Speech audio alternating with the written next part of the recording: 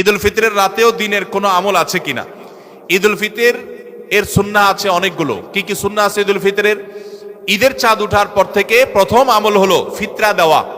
পরিবারের সবার তরফ থেকে গরিব অভাবী লোকদের কাছে, আপনার পরিবারে 5 জন হলে 5 জনের পক্ষ থেকে ফিতরা আপনি খাবার পৌঁছে দিবেন গরিবের বাসায়। এটা হলো প্রথম আমল।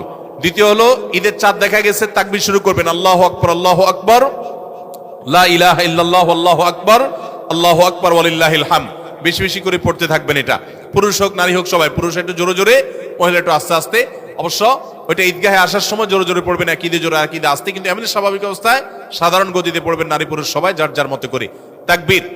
এবং বিশেষ করে এই তাকবীর এটা জিলহজের প্রথম দশকে পুরো দশক ধরেই পড়তে হয়। যাই হোক, এই ঈদের চাঁদ উঠার পর থেকে ঈদের নামাজ পড়তে তাকবীর আমরা শেষ করে পড়তে থাকবো। তৃতীয়ত হলো মেসওয়াক করবেন। 4 নম্বর হলো গোসল করবেন ঈদের দিন উপলক্ষে। 5 নম্বর হলো সুন্দর পোশাক পরবেন, যা আছে এর মধ্যে সুন্দর, নতুন হওয়া জরুরি না। 6 নম্বর হলো সুগন্ধি ব্যবহার করবেন।